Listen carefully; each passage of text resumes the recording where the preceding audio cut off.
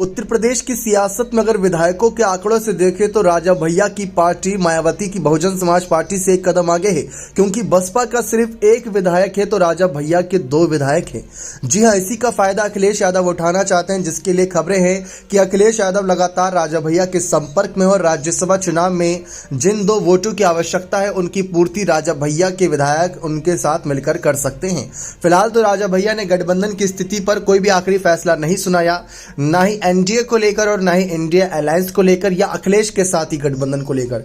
जी हां, आप सभी को बता दें कि अखिलेश यादव समाजवादी पार्टी के गठबंधन में एक बार फिर से राजा भैया की वापसी चाहते हैं। यह राज्यसभा चुनाव और लोकसभा चुनाव दोनों पर ही लागू हो सकता है। ऐसी स्थिति में राजा भैया पहले ही कुछ कहीं ना कहीं शर्तें अपनी पूरी करवाना चाहते हैं। गठबंधन की स्थिति को जो आगे मनमुटाव बनता है उन सबको दूर रखना चाहते हैं, जैसे कि सीटों का क्या फैसला होगा, कितनी सीटें लोकसभा चुनाव में राजा भैया के दल को मिलेंगी और अगर वोट करते हैं तो उससे राजा भैया की पार्टी का आगे कैसे विस्तार में फायदा होगा। तो देखा जाए तो अखिलेश यादव इस वक्त मायावती के तो खिलाफत में नजर आ रहे हैं, भले ही बुआ होने के नाते और मान सम्मान, क्योंकि काफी बड़ी और माननीय नेता है मायावती, तो उनका पूरा मान सम्मान कर रहे हैं अखिलेश यादव, लेकिन वह गठबंधन नहीं करना चाहते। ऐसी आपने कई खबरें सुनी होंगी सोशल मीडिया और तमाम वायरल हो रही खबरें, लेकिन इस बीच राजा भैया की जनसत्ता दल के साथ गठबंधन करना चाहते हैं। अखिलेश यादव ने खुद कह दिया है कि अगर गठबंधन में आते हैं तो ज्यादा बेहतर रहेगा, क्योंकि वोटों की आवश्यकता अभी अखिलेश को है ही। ऐसी स्थिति में क्या अखिलेश यादव ने मायावती से इसी वजह से दूरी बनाई कि जैसे राजा भैया हो गए और भी कुछ दल हैं ऐसे जो बसपा के खिलाफ रहते हैं। जैसा कि आप जानते हैं राजा भैया और मायावती के बीच 36 का आंकड़ा रहता है।